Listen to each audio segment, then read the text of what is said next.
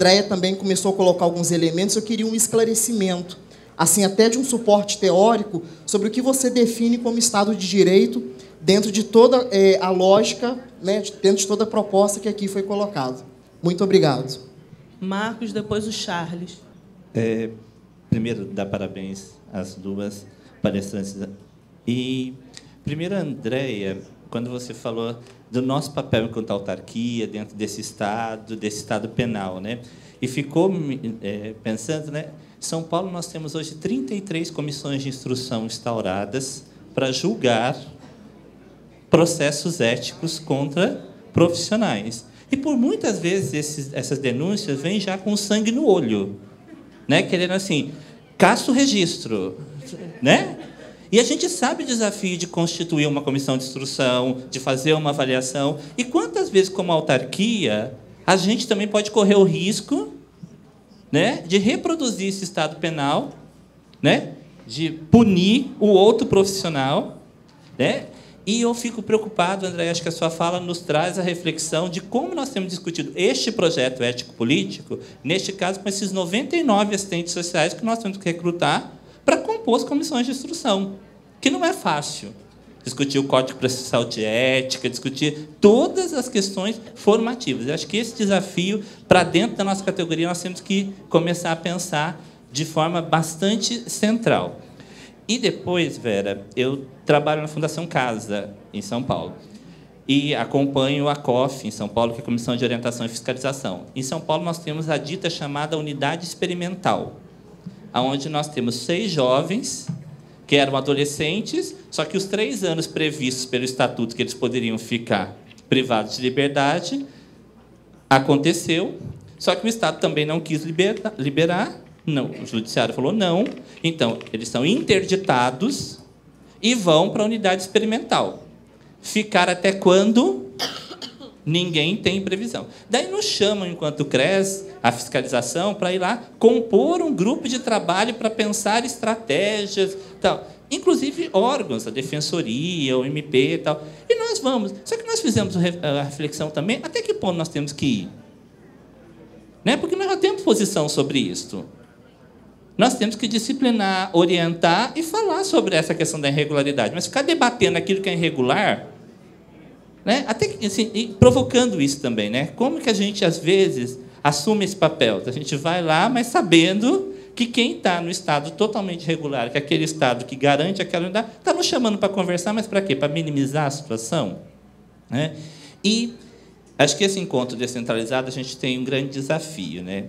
Eu acompanhei no Estado de São Paulo a municipalização das medidas socioeducativas, porque eu trabalhava com a LA e PSC. E a LA e a PSC foram para onde? Para os CREAs, como medida de proteção especial. Hoje, a gente sabe adolescente que não tem acompanhamento nenhum no CREAS, daí manda uma carta, faz um telefonema, manda a 3ª carta, não compareceu, informa o juiz, não comparecimento, e ele pega a sanção e vai para a privação de liberdade, porque o serviço não está alcançando esse menino. Isso é uma realidade, por isso as nossas unidades estão superlotadas no Brasil inteiro e em São Paulo. E quando a gente pega o histórico desse menino, ele não foi alcançado por esse serviço. Só que quando a gente faz o debate aqui no conjunto, amanhã nós vamos ver. Vai ter um grupo de ética e direitos humanos discutindo SINASE e privação de liberdade. A Seguridade vai estar discutindo SINASE e privação de liberdade. Na COF nós vamos estar discutindo essa temática também. E todo mundo discute. E ações saem. Mas como que nós vamos enfrentar isso? Porque, no fundo, o que tem aí é o exercício profissional do relatório que foi dito. O adolescente não compareceu, não cumpriu com a medida. E, praticamente, você está dizendo, puna. E daí, Vera, quando você nos fala da neutralidade técnica, eu queria que você nos provocasse mais um pouco sobre isso. Porque, quando esse relatório diz não compareceu, ele vai para a privação de liberdade. Fica lá. E nós, aqui, por vezes, fazemos o debate fragmentado. E a gente acha que tem um caminho a trilhar para aperfeiçoar esse debate, quando a gente fala de direitos humanos nas políticas públicas. Charles, depois a Sâmia. Boa noite. Já, né? Queria trazer algumas questões, que a Andréia fez uma provocação conjunto, né? Acho que a gente tem mais é que aceitar as provocações e debater. A gente, por um período, Conjunto Cefaz-CREAS, a gente se encantou com uma ideia de parâmetro, né?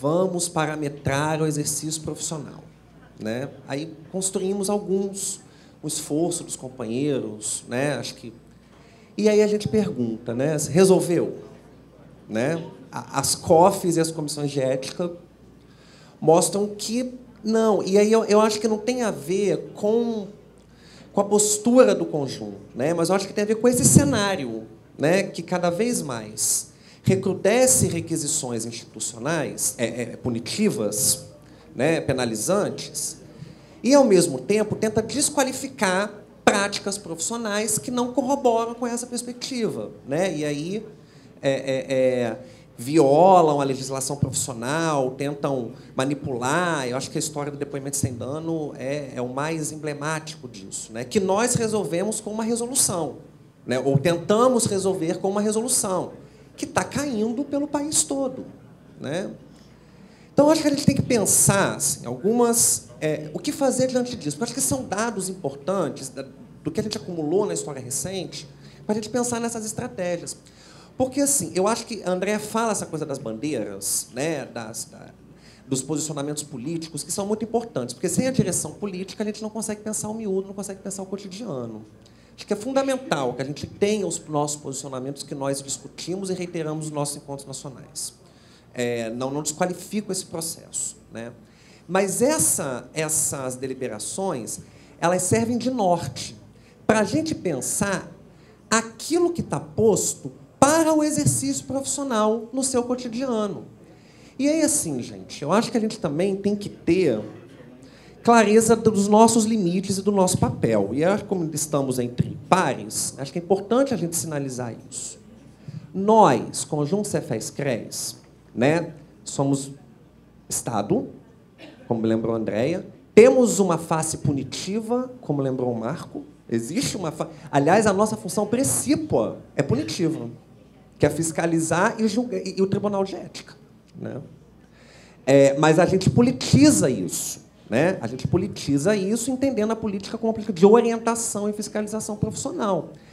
E aí, nos colocando de forma politizada, a gente se incorpora às lutas sociais que disputam ideologicamente e politicamente aquilo que o Estado, as empresas, as instituições empregadoras demandam como práticas institucionais e que repercutem no serviço social. Agora, mas isso a gente se incorpora, porque nós sozinhos não vamos mudar essas requisições.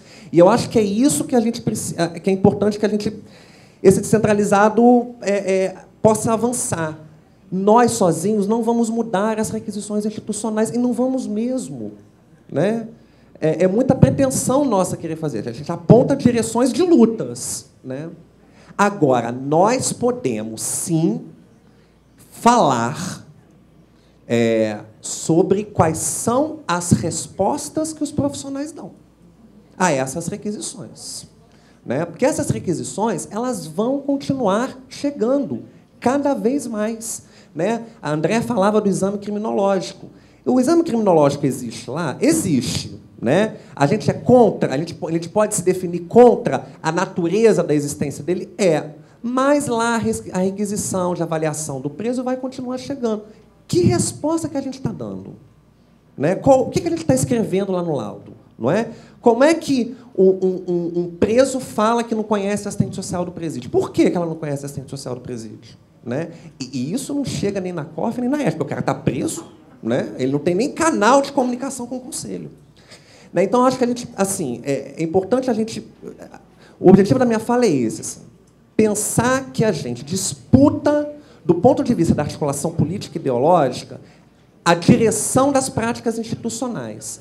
Mas a gente tem um papel central para orientar e disputar no seio da categoria, com essas requisições conservadoras, quais são as respostas que podem ser dadas no exercício profissional na perspectiva ético-política que a gente defende. Isso significa colocar o exercício profissional na centralidade dos nossos debates o tempo todo, e tantos outros encontros. primeiro dizer da alegria de ouvir a Vera e a Andréa com suas reflexões riquíssimas e provocadoras, e dizer que essas reflexões têm tudo a ver com o tema da nossa campanha de gestão, que está, né, discutindo desigualdade, violação de direitos, violência, que a gente vai estar debatendo no Seminário de Direitos Humanos e no 41º Encontro Nacional, agora em Palmas.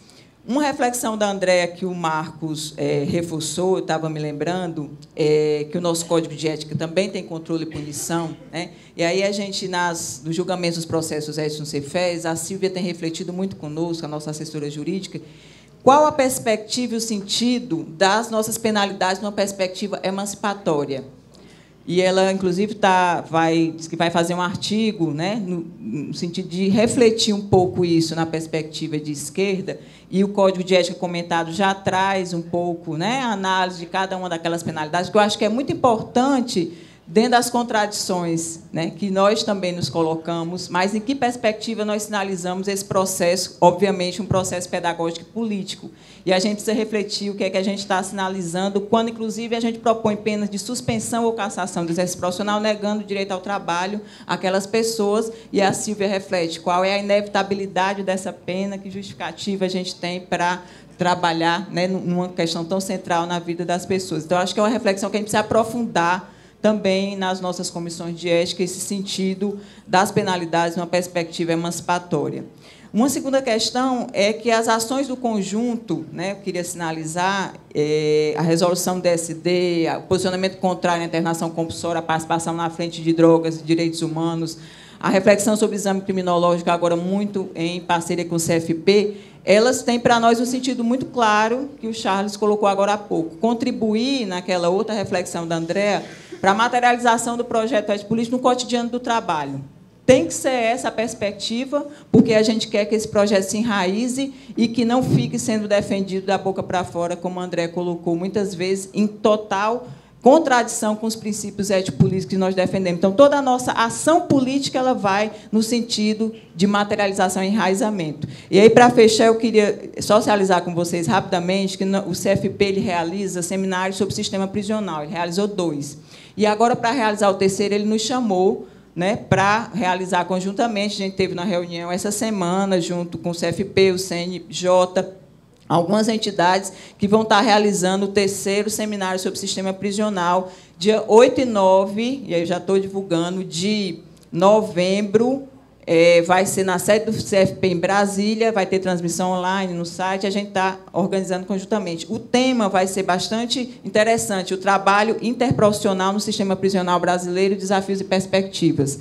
Como a gente está, nessas diversas profissões que atuam no sistema prisional, né, refletindo sobre essa atuação conjunta. E aí vai ter uma mesa sobre o sistema prisional na conjuntura, a história, e hoje ele na realidade brasileira, outra sobre o trabalho interprofissional, outra sobre o controle social, a participação da sociedade civil nesses processos e a socialização de algumas práticas. Eu acho que vai ser um momento importante também para a gente acumular alguns debates que são nossos, mas também estão na agenda do CFP, e aí a gente levando várias bancadas juntos, como, por exemplo, o DSD, que está marcada para essa semana também a reunião da nossa assessoria jurídica com o CFP para entrar com ação conjunta, porque é impossível o Estado estar julgando, o Poder Judiciário julgando como parte interessada, né, um processo, e a gente está perdendo todas, inclusive a resolução do CFP derrubada em âmbito nacional por uma ação aqui no Rio de Janeiro. Então, a gente precisa agir do ponto de vista jurídico, e essa reunião está marcada para o dia 9 entre as assessorias jurídicas dos 2 conselhos, para a gente tentar uma intervenção nesse absurdo que é o Poder Judiciário julgar sendo parte interessada e a gente perdendo todas, né, em vários estados e agora em nível nacional. Obrigada. Boa noite às companheiras e companheiros. Acho que alguns elementos que foram trazidos pelo debate por ambas é para a gente continuar na luta frente ao projeto neoliberal. E aí, assim como foram as guerras, a ditadura militar na América Latina, o massacre de Eldorado dos Carajás, da Candelária, do Carandiru, e hoje a gente tem aí os mega-eventos apoiados pelo projeto neoliberal, com o apoio desse Estado penal que tem higienizado, criminalizado e extinguido a população, contribuído com a fragmentação da esquerda no nosso país, dos movimentos sociais. e que também potencializa o extermínio da juventude negra, as reintegrações de posse nas comunidades, porque é interessante, nesse Estado, que haja a eugenia, a limpeza étnica, para que aconteçam os mega-eventos. Como nós, quanto trabalhadores que defendemos a emancipação humana, podemos nos mobilizar para além dos espaços dos movimentos sociais, quanto categoria, quais as estratégias...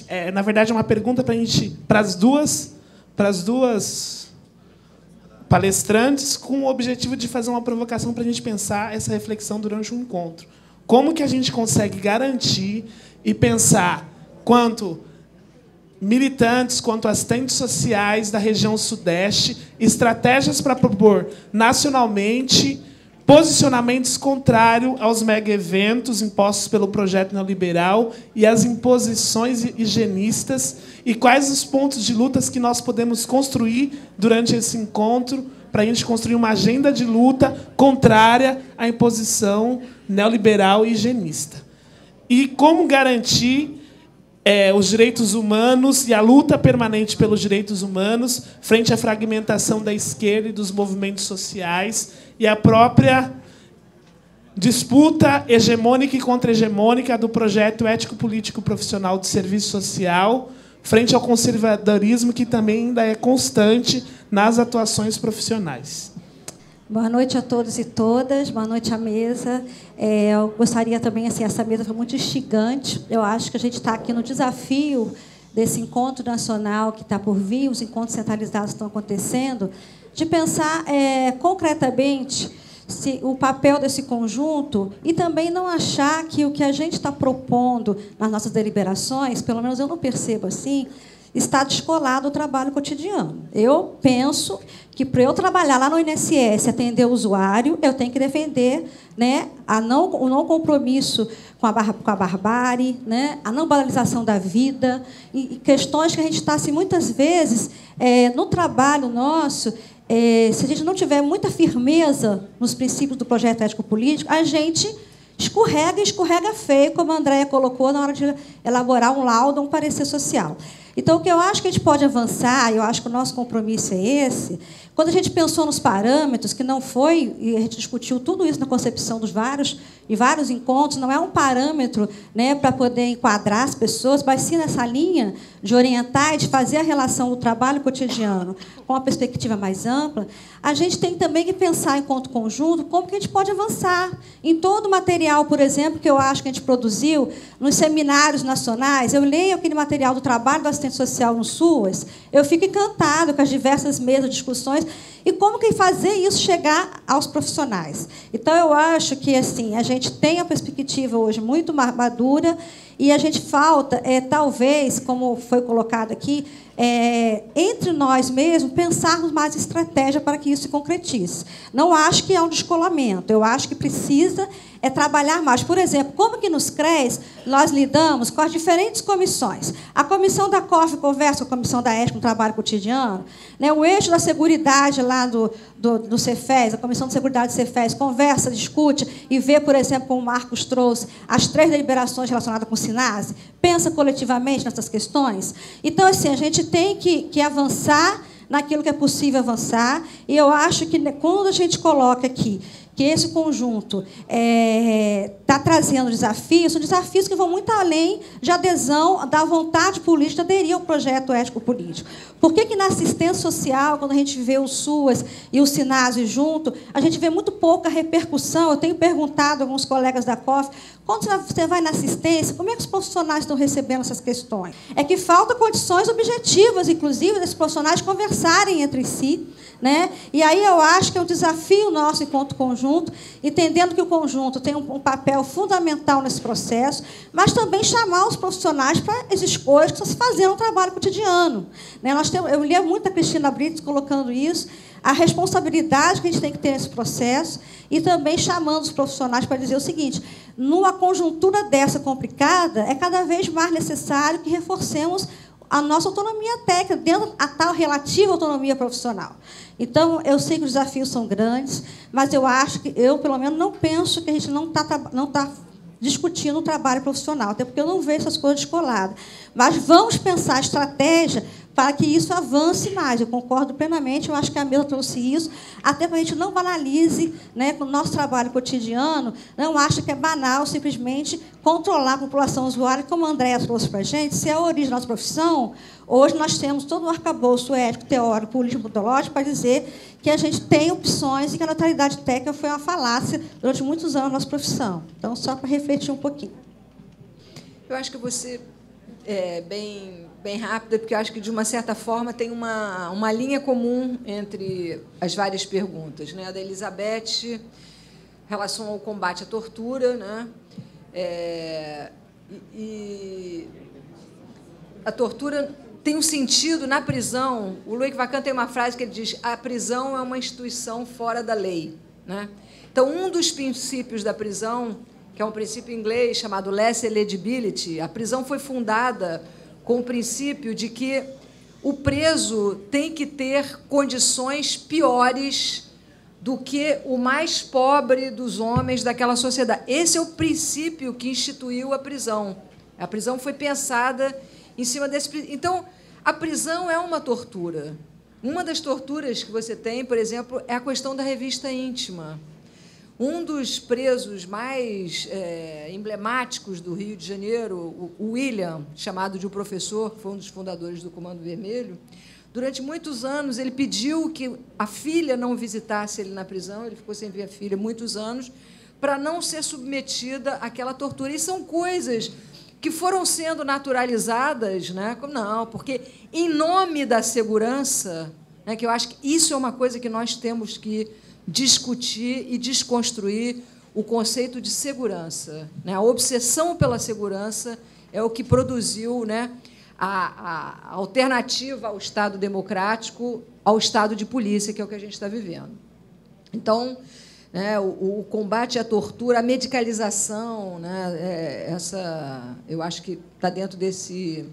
Com relação às UPPs, a pacificação... Bom, primeiro que esse projeto, porque ele foi vendido como se fosse uma grande novidade, genial, do governador, do secretário de Segurança, mas, na verdade, é uma cópia do modelo israelense de ocupação e norte-americano. Então, é um tratamento da população pobre como se fosse o inimigo, né, no caso dos Estados Unidos externo, mas, no caso do Brasil, o inimigo interno. Mas, na história do Brasil, no século XIX, a partir de quando o Brasil virou uma nação independente e que a gente teve um conjunto de rebeliões e revoluções e revoltas lindas, como a revolta dos malês na Bahia, como a revolta dos cabanos no Pará, como a praieira em Pernambuco, né? Então, quando o Brasil ficou independente, e para ser independente, uma nação independente pressupunha, no século XIX, que um povo ocupe o seu território, seja soberano no seu território. Então, esse conjunto de rebeliões que aconteceram no século XIX, de belas rebeliões, onde o povo brasileiro procurava um protagonismo, elas foram aplastadas, né? Elas foram dizimadas. No caso da cabanagem, 50% da população do estado do Grão-Pará foi assassinada, que eram caboclos, mamelucos, índios, lutando por um conceito de cidadania radical, né, que seria a Revolução Liberal. A neutralização, o genocídio que se deu ali, foi chamado de pacificação. Duque de Caxias, o patrono do Exército Brasileiro, foi o pacificador, né? Então, a pacificação na história... E não é à toa que essas coisas voltam, né, na história com o mesmo sentido. A pacificação das favelas do Rio de Janeiro é a neutralização da resistência dos pobres e transformar o Rio de Janeiro naquele desenhozinho animado, Rio, que é parecido um pouco com o Zé Carioca, dos anos 50, né? Essa pasteurização da cidade rebelde quilombola, que sempre foi e sempre será o Rio de Janeiro, porque a história não acabou, né? Então, vamos ver o que vem pela frente. Bom, então, a pacificação... Ela repete no capitalismo contemporâneo isso. Com relação à legalidade que o Iracy perguntou, né, o Estado transgressor das leis, nós estamos vivendo um momento onde o princípio da legalidade está reduzido a pó. internações compulsórias, né? Toda a luta antimanicomialização, ela está sendo completamente neutralizada historicamente pelo dispositivo do crack. O crack já existe e a gente tem esse problema há mais de 20 anos. Por que, de repente, né, o crack virou um dispositivo higienista? Né? Você vê usuários de crack muito parecido com que nós, na saída da ditadura, lutávamos contra o recolhimento dos meninos de rua. Os meninos que cheiravam cola eram uma, vamos dizer, uma paisagem muito parecida. E, naquele momento, era impensável você fazer um recolhimento compulsório, que você tinha redes de proteção. Hoje, isso tudo está legitimado pela obsessão pela segurança pública, né? Por esses medos divulgados pela grande mídia. Os mandados de busca e apreensão genéricos nas favelas, né? Isso não existe, é completamente anticonstitucional.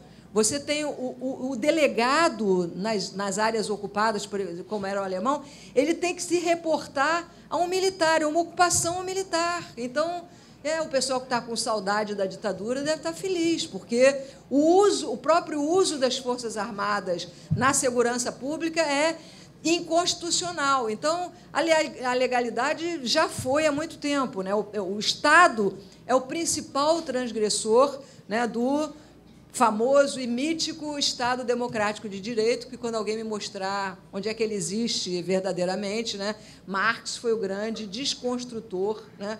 O Estado Democrático de Direito quer dizer que as pessoas têm uma igualdade perante a lei. E essa igualdade é fictícia numa sociedade de classes, uma sociedade escravocrata como foi a nossa, né? Então, a judicialização da vida, né, e esse controle reticular das famílias, né, mostra, né, a policização das famílias demonstra um pouco esse estado de polícia. Eu acho que nós estamos vivendo, nesse momento, um estado de polícia. Em São Paulo, a imprensa esconde o quanto pode. Bom, o empresário foi morto, aí o problema apareceu.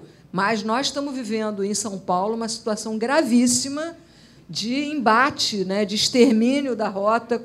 E que ninguém... Uma das coisas mais importantes da mídia é que ela nunca conta, ela nunca passa todos os elementos que permitam à população entender o que está acontecendo. Então, os meninos queimam um ônibus.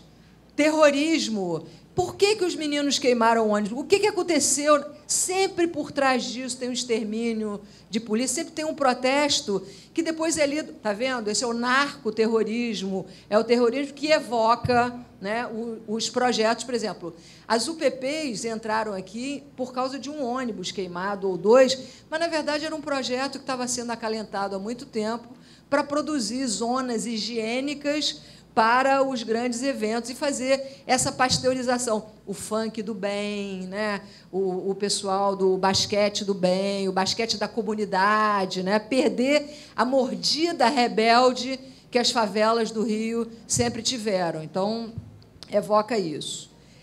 Então, eu acho que a gente tem duas linhas, né, aqui nas respostas, para eu também não me alongar demais. Uma é a que vocês estão sendo convocados. Eu acho que isso pautou, né, a maioria das perguntas. Eu acho que a André vai responder isso muito melhor do que eu, mas a grande questão é a que nós estamos sendo convocados, no caso vocês, eu já vi essa discussão também no Conselho Federal de Psicologia, nesse momento histórico, onde se construiu, né, dos anos da saída. Eu tenho dito o seguinte: na saída da ditadura, eu que sou mais velha que vocês todos, nós éramos resistentes à truculência policial.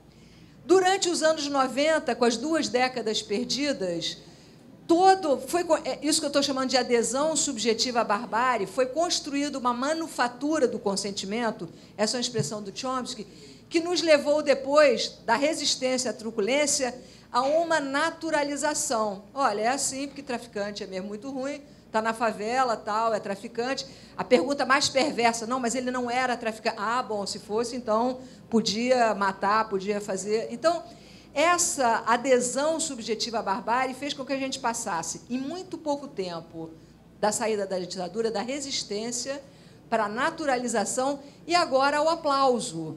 A cobertura da Globo com relação à tomada do Complexo do Alemão vai ficar para a história. A história é uma espécie de Deus da verdade, né? Ela decanta.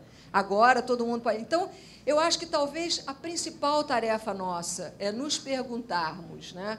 Aqui estamos sendo convocados e pensar, né, que maneiras que a gente tem de desconstruir essa manufatura do consentimento. Eu acho que o bloqueio midiático no Brasil é muito pior. Não sei se vocês viajam para outros países da América Latina, aí a gente vê como a gente está numa ilha, né, numa ilha globalizada, pasteurizada, né, onde todo mundo vê o mesmo programa de televisão.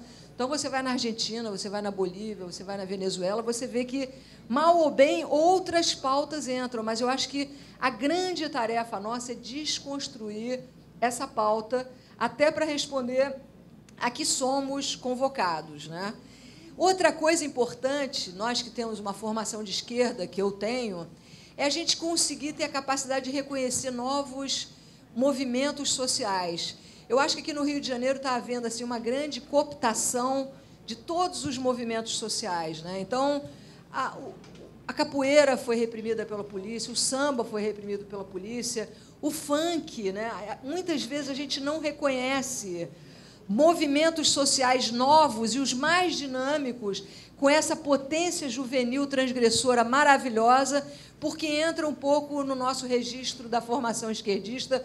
Não, isso é lumpen, isso não é bom, né? Um pouco aquela disciplina para o trabalho que está muito inculcada dentro de nós. Então, eu acho que a gente tem que ter a capacidade de reconhecer, né?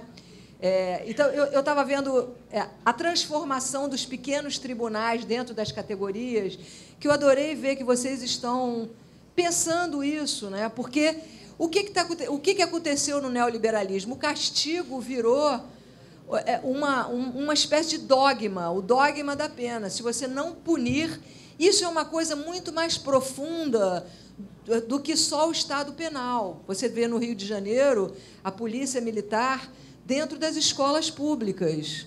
Os meus pais, quando eu era menina, me tiraram de uma escola pública em 68, que era uma das escolas mais ativas na militância contra a ditadura, porque a polícia tinha entrado dentro da escola. O reitor Pedro Calmon, da UFRJ, também, em 68 ou 69, quando a polícia chegou, ele falou: meu filho, aqui você só entra fazendo vestibular. E hoje a gente tem uma banalização da presença e uma convocação. Então, eu acho que destruir esse consenso é fundamental e não reproduzirmos nas nossas categorias os ferozes tribunais, né? E isso, inclusive, com relação à polícia, né? Na bela fala da Andréia, ela estava falando dos 525. Os policiais talvez sejam a categoria de trabalhadores mais sofridos no Brasil de hoje. Eles são atirados, lógico que vem de extração popular, são atirados às funções de matadores de pobres e depois a própria elite que jogou eles nessa função é feroz na hora de puni-los. Nós temos a prisão de policiais no Rio de Janeiro hoje, é uma das que mais crescem, né? Nós já estamos com mais de 500 policiais presos. Então, eu acho que desconstruir esse consenso em torno da ideia de que o castigo ou a pena é que vai regulamentar os nossos conflitos humanos e sociais. Eu acho que, de uma certa forma, nós temos que produzir o reconhecimento de novos movimentos sociais. Quais são os novos trabalhos da juventude popular? Comércio varejista de drogas, mototáxi, telemarketing, quer dizer, novas categorias de trabalhos nesse mundo flexibilizado e captar novas formas de resistência que não são as, por exemplo, da minha geração e do meu tempo, e que muita gente, as pessoas da minha geração, acabam desprezando porque tem uma nostalgia, né? Mas as classes populares sempre foram reprimidas como desordeiras, maltrapilhas, desorganizadas, e foi na luta que elas se constituíram em classes organizadas. Então, eu acho que a gente tem que refinar nossos radares para não reproduzirmos os novos tribunais, mas também para resistirmos as novas convocações e reconhecermos e nos juntarmos aos novos movimentos que estão por aí. As resistências sempre existem, às vezes a gente aqui não enxerga. Então, acho que, de uma forma geral, eu respondi a tudo no tempo.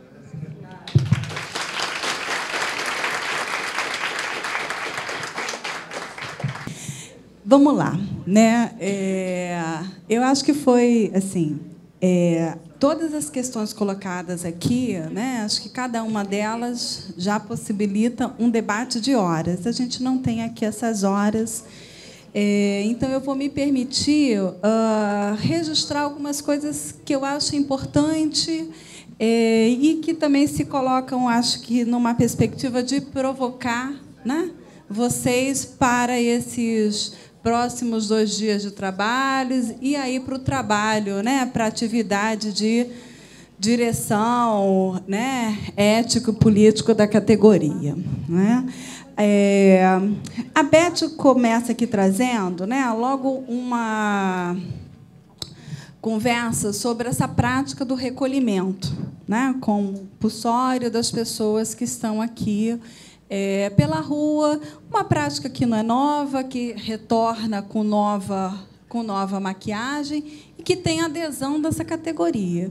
Sim, eu tenho que dizer a vocês que isso não me surpreende, porque, para mim, o serviço social não é um bloco único de adeptos do projeto ético-político. Para mim, não é isso. Para mim, dentro dessa profissão, dentro dessa categoria, convivem profissionais com diferentes perspectivas de profissão, com diferentes objetivos para essa profissão, né? Então, cabe, né? Cabe, sim, para alguns recolher e achar que recolher é fazer o bem, né? Recolher e prender é garantir direitos. Não sei para quem, né? De certo, não para aquele que está preso. Como também tem profissionais que acham que tem que entrar na audiência para inquirir as crianças, que isso é assegurar direitos, né? Então, a gente tem que reconhecer que essa categoria ela não tem dentro dela um pluralismo, né, numa mesma perspectiva. Ela tem dentro dela perspectivas que são opostas, divergentes, que defendem projetos de sociedade que são absolutamente distintos. Eu acho que a gente tem que reconhecer isso para poder avançar na defesa, né, na garantia do projeto ético-político que muitos de nós ajudou a construir e a ajuda, né, a fortalecer, a salvaguardar, né? Todos os profissionais hoje, com os novos desenhos que as instituições adquiriram, né, têm que bater metas. E, é claro, a polícia também, né? Então, é a meta de matar, a meta de prender, a meta sei lá o quê. Eu também tenho que bater meta, né? Os trabalhadores, me parece, que estão cada vez mais engessados, né? E isso, para uma profissão que diz que seus profissionais precisam ter autonomia, né? O Código de Ética vai falar de uma autonomia total. Esse é o texto, né? Aí vem a Marilda depois e diz, não, temos uma autonomia relativa. Mas hoje até, vamos dizer, a extensão dessa autonomia relativa ela vem sendo ameaçada, né? Assim, eu trabalho numa instituição onde inventaram lá um monte de normas, um monte de regras que define tudo a respeito do nosso fazer profissional. Agora estão transformando em rotina administrativa o estudo social. Vocês conseguem imaginar o que vai ser isso? Né? Então, o estudo social, né, que é um procedimento absolutamente complexo, né, que deveria expressar a minha autonomia relativa, pelo menos, na sua condução, hoje vai virar algo absolutamente engessado dentro de uma norma institucional que ainda o caracteriza como administrativo, porque a gente está falando de rotina administrativa. Então, cada vez mais, a gente está sendo cobrado, a gente está sendo controlado, né, no nosso exercício profissional e nas metas que nós temos que bater. E eu acho que isso, muitas vezes, nos colocam numa atuação de natureza assim, formalista e burocrata, né? Então, eu tenho que acompanhar a medida socioeducativa. A medida é acompanhada assim, você vem em 3 reuniões, manda uma carta, que eu não sei nem se o correio entregou, porque você imagina uma carta chegar em alguns lugares. No Rio de Janeiro não chega, né? Mas, se o menino não veio, eu simplesmente faço, burocraticamente, o meu trabalho.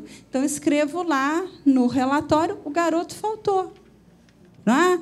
É uma atuação, vejam bem, dentro, né, do cumprimento de metas, do cumprimento da expectativa institucional, porque eu chamei o menino para vir aqui, ele não veio, é um problema dele. A culpa é do indivíduo. A responsabilidade é do indivíduo. Essa sociedade, ela é isso, né? Uma sociedade que dividida em classes, diz logo, nem tudo é para todos, mas não é uma sociedade feudalista, onde cada um estava lá naquele segmento, né? O nobre é nobre, o camponês é camponês, não tem mobilidade.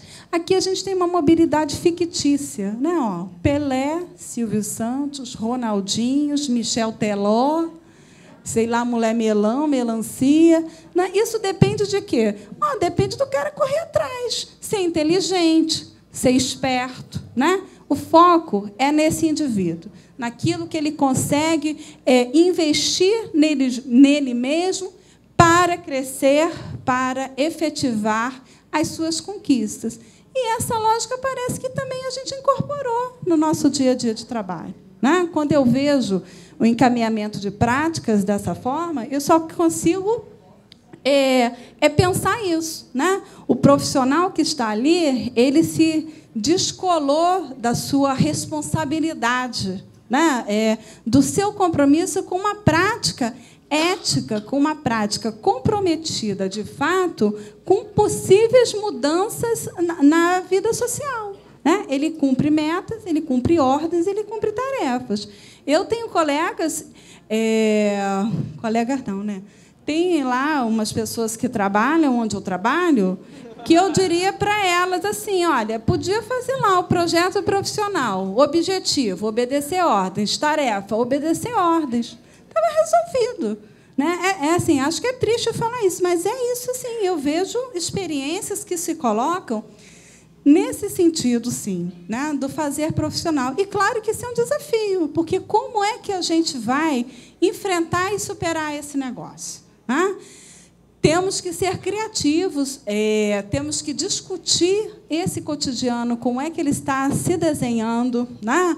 A questão dos parâmetros que foi aqui colocada, e que eu não posso deixar de falar sobre elas.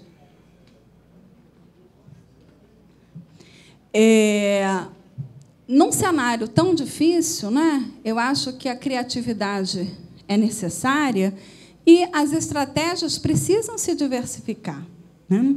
A defesa do projeto ético-político exige isso de nós, né? Acho que a ideia do parâmetro, ela não é uma receita que vai engessar a conduta profissional, né? Mas ela pode ser pensada como uma forma de responder, né? De orientar essa categoria numa perspectiva um pouco mais ampla e atingindo um número maior de profissionais. Essa categoria cresceu em quantidade. As comissões de fiscalização, o número de agentes fiscais dos CREAs, eu acredito que não cresceu na mesma proporção, né? Então, me parece que é muito difícil hoje pensar que esse conjunto dá conta de fiscalizar e de orientar bem de perto a totalidade dos sujeitos que constituem hoje os assistentes sociais em exercício profissional, né? Então, pensar matérias nos jornais dos conselhos, pensar os parâmetros, pensar algumas resoluções que versem, né, sobre aspectos do cotidiano profissional, para mim, se constituem como medidas numa perspectiva de orientação do exercício profissional, e que é uma dimensão, né, da política de fiscalização que esse conjunto aprovou, de modo que a gente pudesse não só materializar a dimensão punitiva, né, porque eu acho que a gente não tem como se livrar dela, Ela faz parte dessa sociedade, nós existimos nessa sociedade, os conselhos são autarquias materializadas nessa sociedade. Foram desenhados na sua gênese para essa perspectiva, fiscalizar e punir. Então, acho que esse conjunto avançar, adensando na sua política de fiscalização a perspectiva da orientação, para mim é algo absolutamente rico, né? E entendo que aí deva ser o nosso investimento pesado hoje, né? Discutir com essa categoria o que é que cada um de nós vem fazendo no nosso dia a dia. As demandas que a instituição vai nos apresentar, veja, são instituições constituídas para dar corpo, para salvaguardar o Estado capitalista. Não dá para imaginar que essa instituição vai querer, dentro dela, profissionais, né, que alimentem o que, de fato, deveria ser um Estado democrático de direito, que eu acho que a gente ainda não saboreou o que é isso. Então, obviamente, nós vamos viver esse conflito. Agora, o que mais me preocupa hoje não é a demanda que a instituição nos apresenta, é a resposta que a gente dá a essa demanda. Né? Isso é que, em muitas situações, tem me deixado assim, bastante preocupada, às vezes até apavoradas. Né?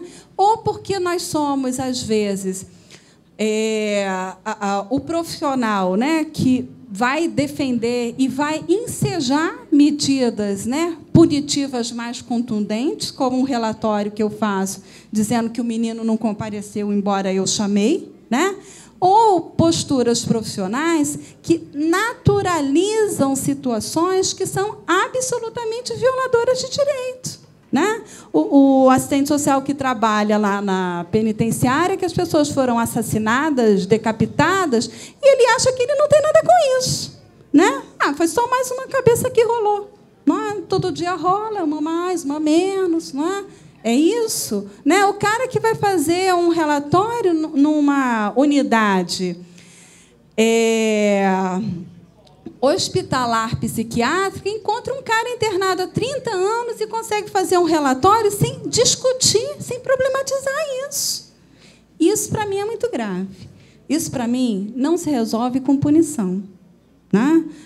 A não ser que a gente comece a caçar aí o registro em massa, né?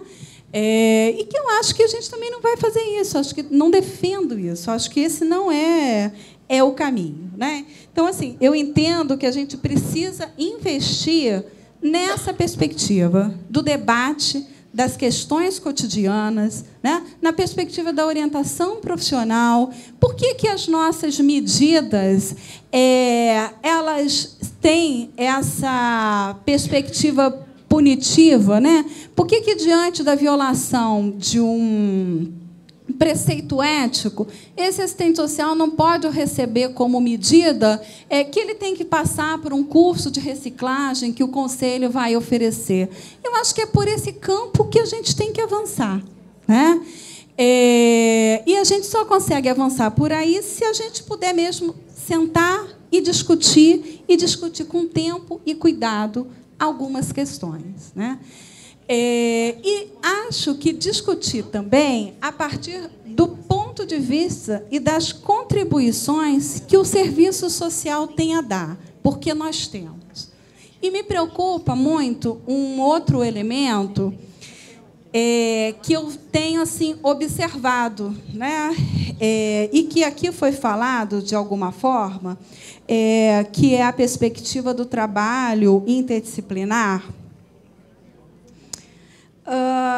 E como é que a gente vem lidando com essa ideia aí do trabalho interdisciplinar, não só no nosso cotidiano, né, institucional, mas até mesmo dentro do campo das instituições do Conselho? Né? Como é que as comissões elas